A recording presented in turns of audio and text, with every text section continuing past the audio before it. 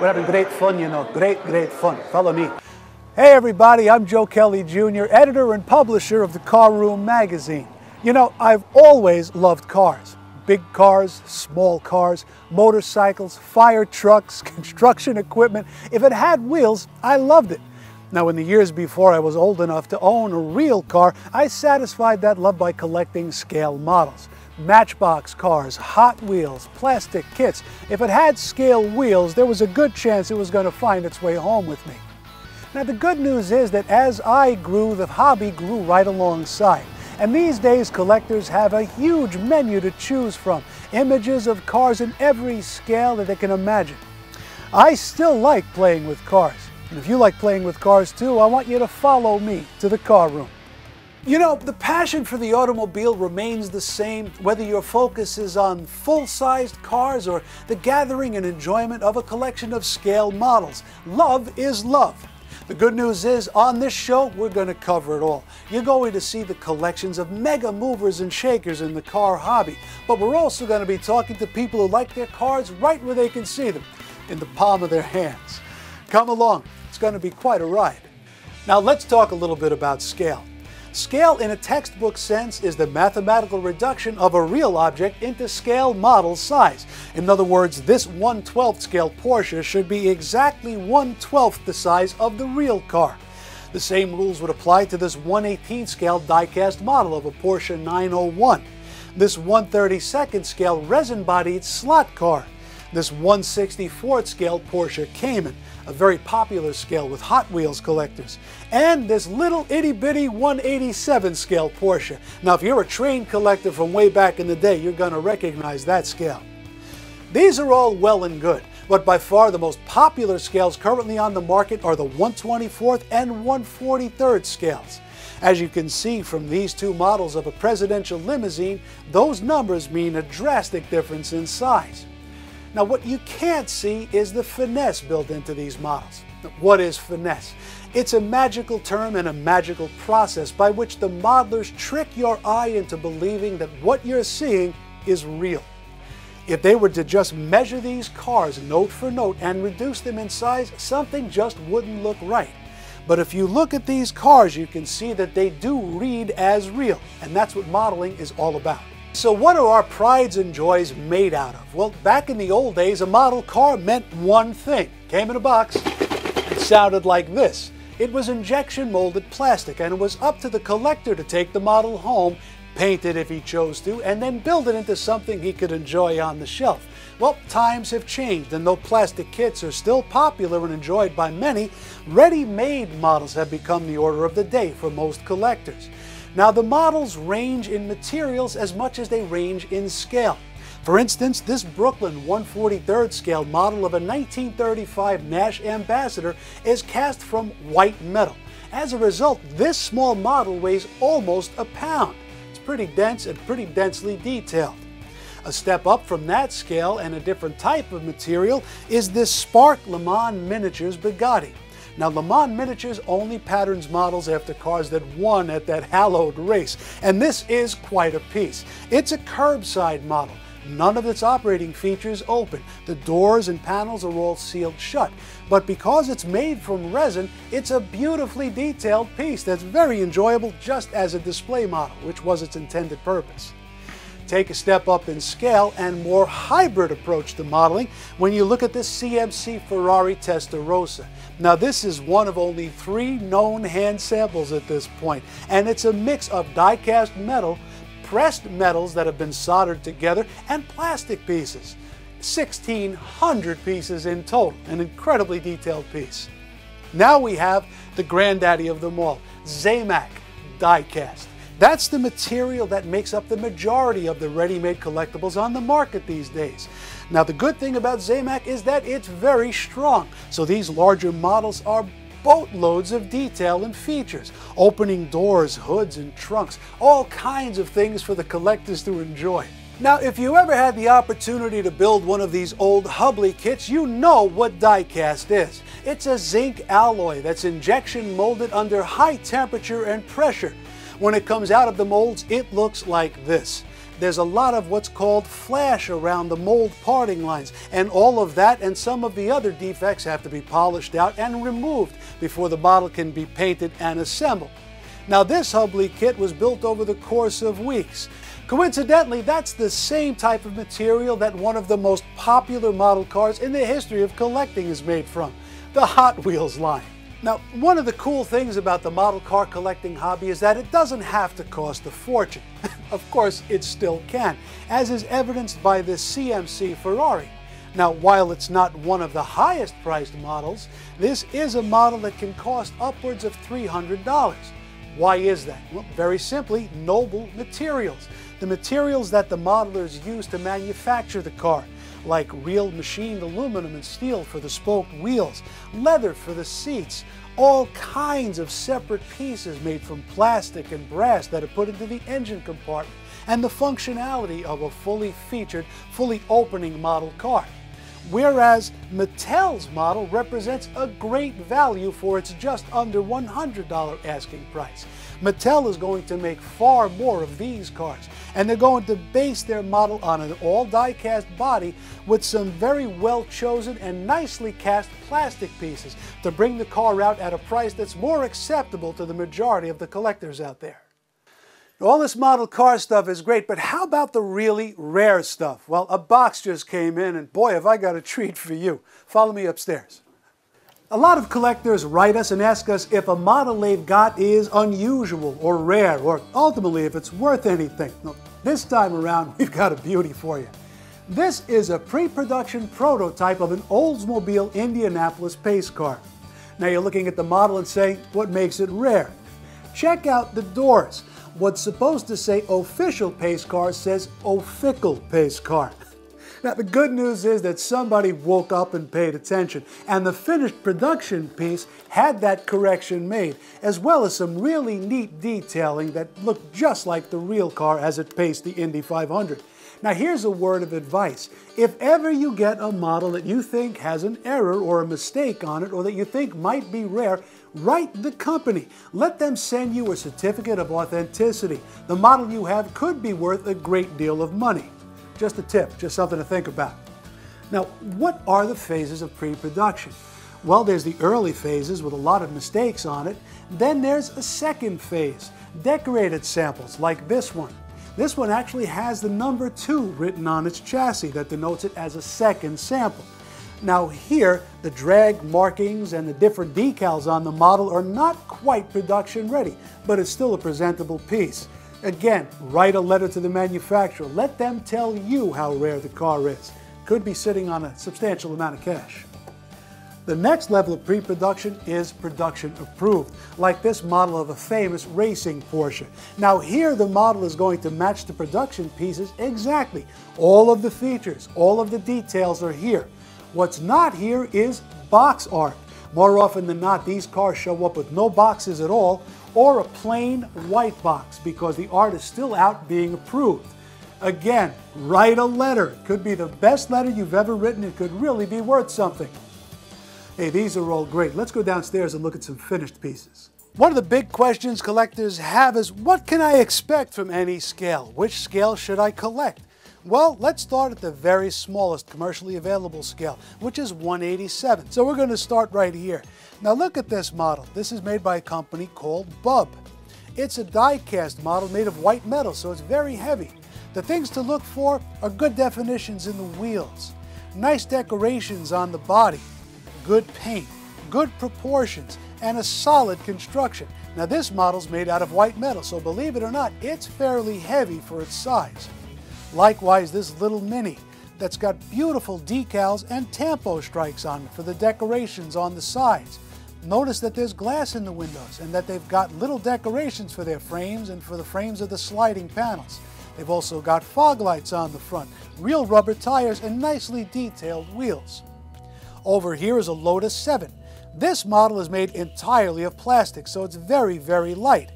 But the windshield, the seats, the wheels, the grille detail, in short, all the things you'd look for in a model are here, and they're done and scaled very well.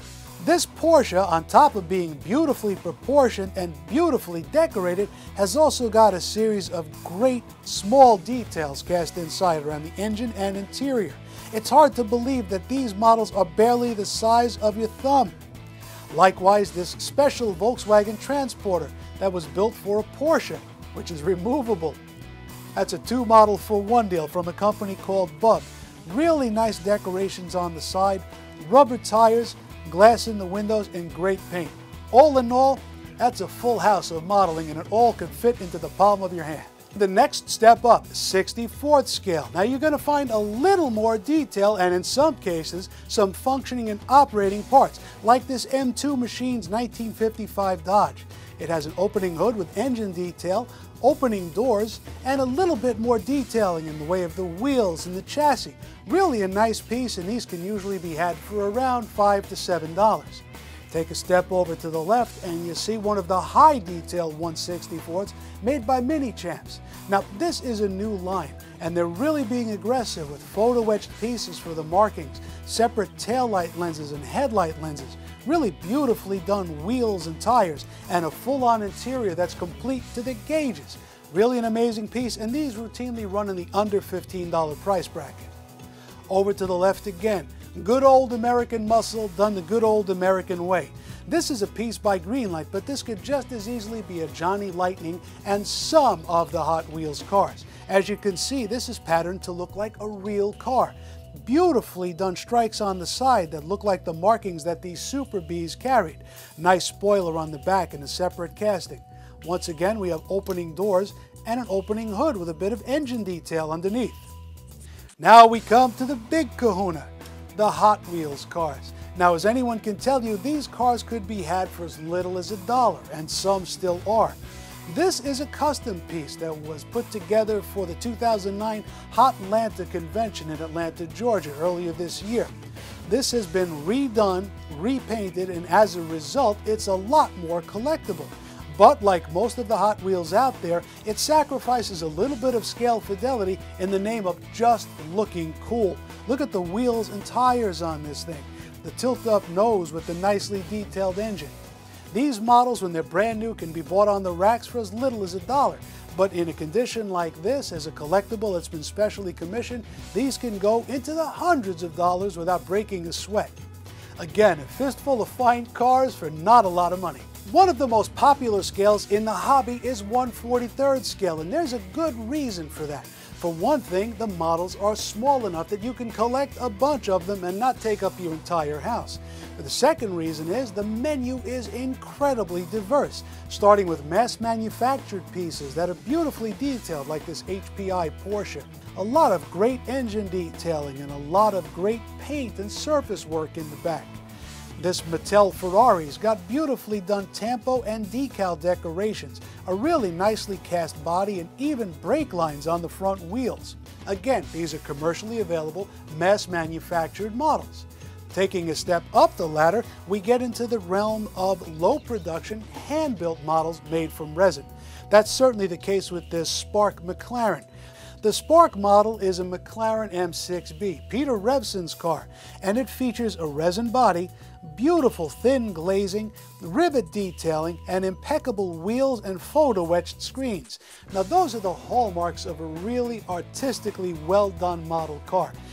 Another car that fits that category is this Lincoln Continental, made by a company called Neo.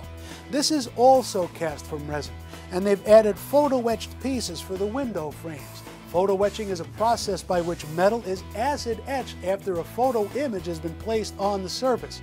It gives you a very thin section and really nice detailing at an incredible scale accuracy. This model is so well detailed, it's even got the New York State inspection sticker on the windshield. Really a nice piece that's relatively new to market. Another wrinkle in the hobby is this massively heavy Brooklyn piece. This white metal model weighs almost a pound. It's an older Cadillac, and while it's not as detailed as some of these other models, there's a loyal fan base that can't get enough of these American cars, ironically enough, made in Britain. When it comes to true artistry at 1/43rd scale, nothing beats a truly limited edition, truly hand-built model. And that's the case with this Seata Spider by CMA. These models will only see 50 of any of their 5 colors made, and they feature photo-etched windshield wipers, photo-etched spoke wheels, real rubber tires, and delicate detailing that rivals some of the most amazing museum models. Of course, this all comes at a price. These models sold when new for $199. Compare that to the $30 to $70 price of the mass-manufactured cars. Remember, you always get what you pay for. The next scale in our parade is 1/24th scale. Now, because they're a little bit bigger, of course, the details and operating features become a little bit more enhanced. These cars will all have opening doors, hoods, and trunks, very detailed interiors, usually a wired engine that's also plumbed with heating lines and that type of thing, and a trunk that will more often than not have a spare tire and even jacking instructions. Now, as you can see from these two models from Franklin Mint and these two models from Danbury Mint, the paint finish, the body decoration, and the overall look of the cars is even more real because they can be. The extra size allows that all-important finessing of the body proportions. Some of these cars can get pretty esoteric, like Kookie's car from the show 77 Sunset Strip, or the Little Deuce Coupe. That's the same car that was made so famous in the song back in the 60s. Both of these images are from a special hot rod collection put out by Danbury. All of these models sell for just north of the $100 mark, usually about $130 to $150. And each of them has found a strong collector base that's got strong brand loyalty. It may have had its roots in the $20 car that you could buy at any toy store, but 1/18 scale became a hugely popular scale, especially with American collectors. The reason was pretty simple. For a relatively low price point, you got a lot of features. Now, these cars represent the middle of the road and the upper end of the scale. This Auto Art Corvette has opening doors, an opening hood, and an opening trunk, and the details beneath them rival or exceed the details you'll find on a comparable 1/24th car. The main difference is that in this larger scale, the finer details can themselves be scaled better. Very attractive piece. A step to the top of the heap is the CMC Audi 225 front roadster. This model has it all. Pressed metal panels, incredible engine detailing, full-on wiring, leather seats, all of the earmarks of a really high-end market replica that has a lot of collectors buzzing. When it comes to being at the top of the food chain and mass-manufactured models, 1/12th scale is starting to become a very popular alternative. Of course, you need to have the space, and with models like this Danbury Mint Cadillac V16, you have to have around $500 to play the game. But what you get for that money and for the sacrifice in display space is an amazingly detailed and incredibly feature-laden model. Now, this is an exception to the rule. This is a car that has lights that turn along with the front wheels, a fully wired and plumbed engine, spring-loaded louvers on its hood, a working convertible top, changeable tires and wheels, even working brake lights and headlights. When it comes to finger fun, 12th scale is king. You think bigger is better? Well, if that's the case, then this is about the best you're gonna get. In fact, this is the largest die-cast model car ever made and put out on the market. This is Die-Cast Promotions 1/6 scale 1957 Corvette. Now, the giant scale allows for a huge level of detailing. In and around the 1957 Fuelie engine is all of the wiring, all of the electrical looms, and all of the plumbing that the real Fuelie motor had. The interior has textured seats, knobs that actually work on the dashboard, and doors that not only open, but feature crank-up and crank-down window mechanisms. Going back to the trunk, there's a removable spare, a removable mat, and all kinds of authentic detailing. From bumper to bumper, it's an amazing model car geared toward the collector who's got the space and the pocketbook to afford something this good. The car model hobby is a deep one. It's been passed down from generation to generation. It celebrates the automobile in scale, and I hope that our time together tonight has shown you something that you may not have seen before, but definitely want to see again. So until next time, thanks for coming down to the Car Room. I'm Joe Kelly Jr. See you real soon.